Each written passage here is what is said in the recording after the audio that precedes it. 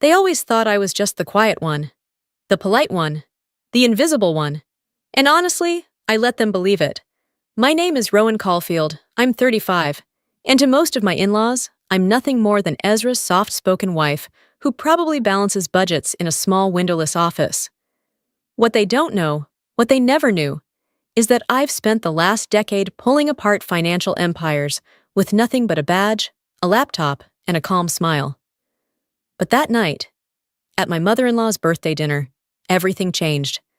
My sister-in-law mocked me in front of the entire family, laughing at what she thought was my sad little career. She didn't realize she'd been under investigation for 5 months, and she definitely didn't expect my boss to walk through the front door. But he did.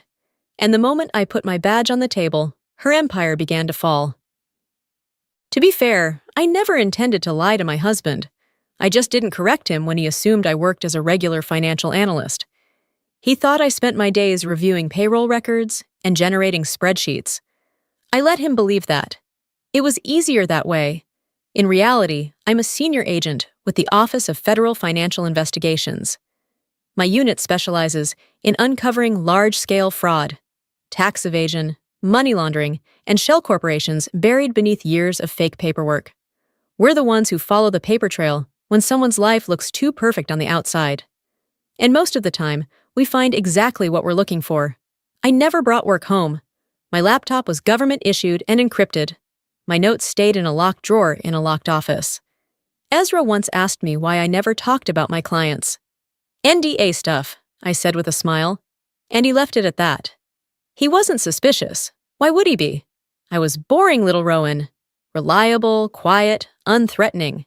That illusion worked just fine, until 5 months ago when a tip landed on my desk. A company named Norwell and Finch Development was winning government bids far above market rates. Our initial audit flagged anomalies, inflated costs, ghost subcontractors, impossible tax write-offs. My division got involved. 3 weeks into the investigation, we uncovered the executive board. I almost choked when I saw the name at the top, Celeste Alden, Ezra's sister-in-law, CEO. She had married his older brother, Calvin, nearly a decade ago. The family treated her like royalty. She drove luxury cars to Sunday dinners, wore red carpet gowns to backyard parties, and handed out backhanded compliments like candy. And she hated me. I was too plain, too quiet, too forgettable to be worthy of their inner circle. Celeste never missed a chance to remind me of that. Now, the universe had handed me something I didn't ask for, but I was absolutely going to use. Not for revenge, for justice. Ezra knocked gently on my office door that morning. I was already at my desk, reviewing expense ledgers linked to Norwell and Finch. My coffee had gone cold. I hadn't touched it in an hour. "You're skipping the dinner tonight?" he asked, already bracing for my answer. I didn't look up. I've got a full docket. "It's Mom's birthday, Ro." His voice softened. "You know she'd love to see you. Celeste is already saying you won't show because you think you're better than the rest of us." I closed the folder slowly and looked at him. He wasn't wrong. That's exactly what Celeste would say. "She thinks I'm some bitter wallflower," I said dryly. "It's fine. Let her." But Ezra just stood there, his eyes tired, his shoulders slightly slumped. "Can you come? Just for an hour?" I sighed. "Fine, but I'll be late." What I didn't say was that before I arrived, I'd be meeting with my director and our internal legal team. The documents we'd been compiling, wire transfers, falsified invoices, shell acquisitions, were enough to justify a full federal audit. That morning, I signed off on the official request to freeze Celeste's business accounts. By 9 a.m. tomorrow, she'd be under investigation, and there would be no escaping it. Still, I kept my promise. That evening, I dressed simply, a black blouse, gold studs, and a low bun, and drove to the Alden family estate, which sat smugly on a hill like it owned the valley beneath it. Celeste's pride and joy. I arrived just before 8 p.m. The driveway was full of imported cars. The house glowed like it had been lit for a magazine shoot. As soon as I walked in, Ezra's mother greeted me with warm eyes and a relieved smile. "Celeste has been asking about you," she said. I smiled politely. Of course she has. From the dining room, I heard silverware clinking and glasses chiming. Laughter floated through the air. Elegant, rehearsed. I stepped inside and saw Celeste at the head of the table, wearing a sequined gold gown, a diamond necklace too large for the occasion, and a smile sharp enough to draw blood. "Well, look who decided to grace us with her presence," she said, lifting her glass. "Busy night at the accounting firm?" Ezra reached under the table and squeezed my hand gently. I returned her smile with calm precision. Something like that. Dinner was served with all the ceremony of a royal banquet. Celeste had imported a private chef for the evening, French-trained, she boasted, and insisted on announcing every course, as if she'd personally curated the menu from Versailles. "Braised lamb over parsnip puree," she purred, waving toward the plates. "But of course, if anyone's still counting calories, there's a garden salad for the accountants among us." A few awkward chuckles rose from the table. Ezra gave me a sideways glance. I didn't flinch. I was used to it. Celeste thrived on performance, and humiliation was her favorite stage trick. "So, Rowan," she continued, setting down her wineglass with a graceful clink, "tell us what's new in your thrilling world of spreadsheets and tax forms." I met her gaze, calm and unfazed. "It's been a busy quarter," she smirked. "I'm sure. Meanwhile, Norwell and Finch just closed the deal on a $60 million development in Midtown. Ever heard of a contract that size, Ezra?" Ezra forced a tight smile. "Can't say I have." "Well," she said, lifting her glass again, "not everyone can handle numbers with that many zeros, right?" Then she turned back to me. "But I'm sure you're doing important work. Small business audits, that kind of thing?" I took a sip of my water. "Something like that." Her eyes glittered. "You know, you should come shadow me one day. Get a glimpse into how real companies operate. Not everyone can survive in the deep end." Under the table, Ezra's hand tensed against mine again. He knew I was holding back, and he also knew what it meant when I stayed this calm. "But you're lucky, really," Celeste went on, her tone mock-sincere. "You don't have the pressure I deal with. Regulatory agencies breathing down my neck. Lawsuits, tax reviews. It's exhausting being a leader." Across the table, Ezra's father let out a light chuckle. "Sounds like you need a vacation." Celeste laughed. "Maybe I'll take the yacht out again, the one we picked up in Cannes last month. You remember, Cal?" Her husband nodded, grinning, entirely oblivious. Just as I was preparing to excuse myself, Ezra's mother looked around. "Are we expecting another guest?" "Oh, yes," Celeste beamed. "I almost forgot. My new business partner should be arriving soon. I told him to join us for dessert. He's very influential. Government ties, even. A brilliant man." She reached for her glass again, lips curved smugly. "You'll love him, Rowan. He's from your world. Just slightly higher up." I folded my napkin and placed it beside my plate. "Is that so?" A knock echoed through the marble hallway. Celeste lit up. "That must be him!" The butler stepped away to answer, and then the air shifted, because the man who stepped through the doorway wasn't her business partner. It was my director, Mr. Talbot. Celeste's wineglass slipped from her fingers and shattered on the floor. The entire table fell silent. Celeste didn't move. Her hand hovered above the stem of her broken glass, fingers trembling slightly. Her smile twitched at the edges, trying to reassemble itself. "Director Talbot," she said after a long pause, rising slowly. "What?" "A surprise." Mr. Talbot didn't acknowledge her right away. His eyes moved across the table, scanning each face before landing on me. "You didn't tell them, did you, Rowan?" The air thickened. Ezra turned toward me. I felt his fingers loosen beneath the table, not in fear, but in realization. "No," I said softly. "I haven't told them anything." Celeste's voice pitched higher. "Told us what?" Mr. Talbot smiled politely, then pulled out the empty chair next to her and sat down like he was settling in for dessert. "That your sister-in-law here is the lead federal auditor assigned to Norwell and Finch, and that, starting tomorrow morning, your company will be under formal investigation." You could have heard a pin drop. Ezra's father blinked twice. Calvin's mouth fell open. Ezra stared at me like he was seeing me for the first time. But Celeste went pale. "That's insane," she whispered. "Rowan's. She's not." Her breath caught. "You're just a low-level accountant. You don't handle this." I reached into my purse, removed the leather badge wallet, and laid it gently on the table. The gold seal gleamed under the chandelier. "I do." Celeste took a half step back, knocking into her chair. "You've been investigating me?" "No," I said evenly. "I've been investigating your company. But as of this evening, I'm formally recusing myself from the case." Mr. Talbot nodded. "We're here tonight to inform you of that. I'll be taking over full oversight." Celeste's husband stood abruptly.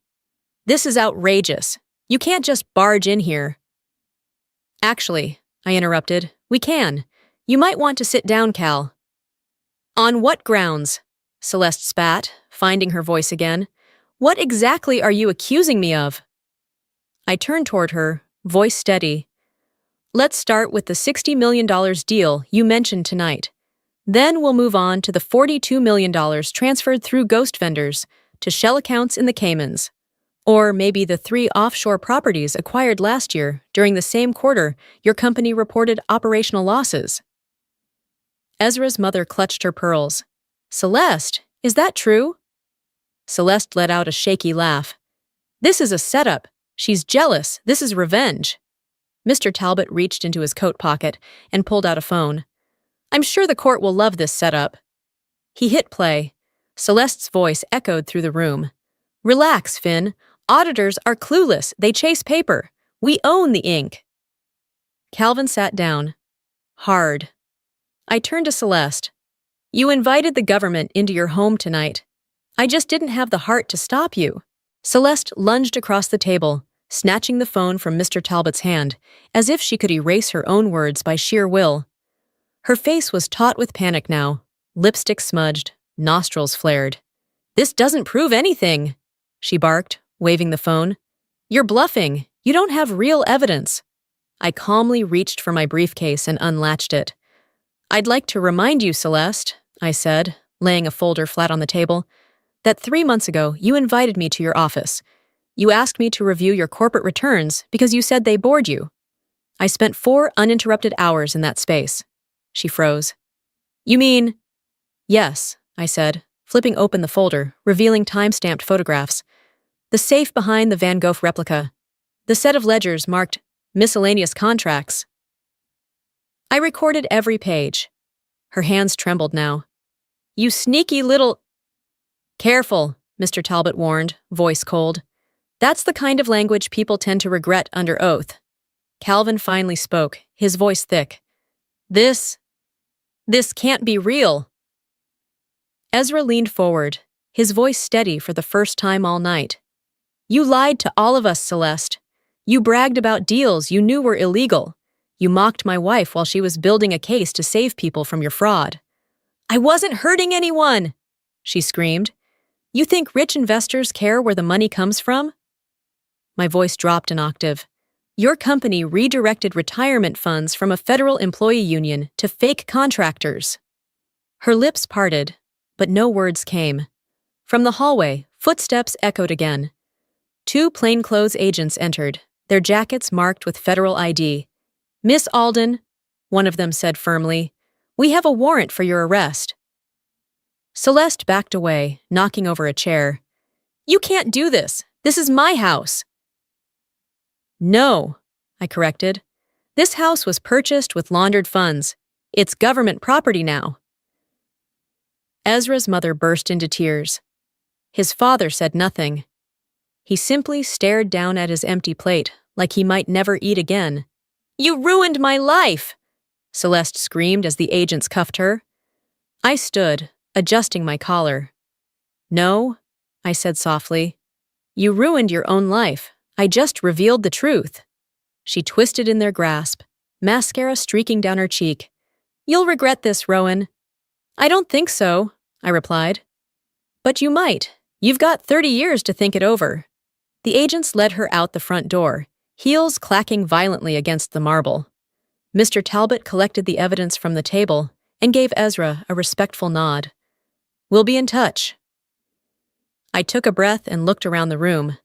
Plates full of untouched food, candles still flickering, and a silence that said everything words couldn't. "Happy birthday," I thought grimly. The story broke the next morning. Every major outlet ran with the headline, "Norwell and Finch CEO arrested in multi-million-dollar fraud probe." Underneath was a photo of Celeste being escorted into a federal vehicle, her designer coat draped awkwardly over cuffed wrists. Her usual smirk was gone, replaced by a stunned blankness that made her look suddenly ordinary. At my desk, I sipped black coffee and watched the news in silence. "They're reporting losses across 4 states," my colleague Nora said, placing a thick binder in front of me. 3 offshore properties seized, at least $130 million in redirected funds, most of it from public infrastructure grants. "Any sign of where the rest is?" I asked. "We're working on it. She wasn't alone." Of course she wasn't. These schemes never run solo. Celeste was the face, the charm. But behind her was a web of partners, fake board members, shady consultants, and Calvin. Her husband had insisted he knew nothing, but under pressure, he'd started to crack. That week, I watched a different kind of collapse unfold. Ezra sat on the edge of our bed one night, face buried in his hands. "I don't get it," he muttered. "Calvin was always the favorite, the golden one, and now he's bargaining with the DA. I placed a hand on his back. "That's what happens when everything is built on a lie." His voice broke.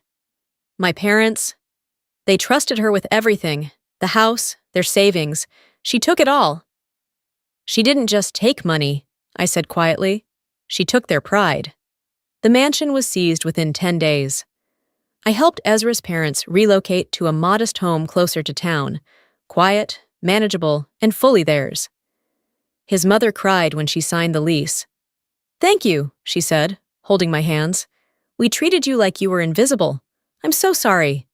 "You were just looking in the wrong direction," I said. "Celeste knew how to shine. But you can't fake integrity." About a month after the arrest, I met Celeste again, this time in an interrogation room. Her once perfect hair was limp, her blazer wrinkled, and her nails chewed down to nothing. "Well, if it isn't the quiet little accountant," she sneered. "I'm not here for revenge," I said. "I'm here to offer a deal." She scoffed. "Why would you do that after what I said, what I did?" "Because you have a choice," I said simply. "Give us the names, help us recover what you stole, and we might get that 30-year sentence down to 10. Her mask cracked, and 3 hours later, she started talking. 12 more arrests followed. Nearly $150 million was recovered. And with that, the empire Celeste built on glitter and deception was reduced to files, warrants, and closed accounts. Sentencing came 6 months later. Celeste got 12 years, Calvin got 8. The rest of the inner circle received between 5 and 15, depending on how cooperative they'd been. Some cried in court, some stared blankly ahead. Celeste didn't look at me once. I didn't need her to. That day, Ezra's mother hugged me in the courthouse hallway, her arms trembling. "I'm so sorry, Rowan," she whispered. "We never saw you. You were right in front of us, and we looked past you." I held her gently. "You weren't looking past me," I said. "You were staring at a spotlight. I just don't need one." Ezra and I went home that evening in silence. No victory speech, no celebration. Just a quiet dinner at our kitchen table, the same one we'd shared for years. It felt strange. How normal everything looked, considering how much had changed. "You ever regret it?" he asked, breaking the silence. "Keeping it all secret?" I thought for a moment. "I don't regret protecting the truth. Some things only work when they stay hidden long enough to matter." He nodded. "I just hate that it was her." "So do I admitted. "But that's the irony of arrogance. She handed me the keys to her empire the day she decided I wasn't worth watching." Later that night, I sat alone in my home office. On my desk was a framed photo from that birthday dinner, taken seconds before it all collapsed.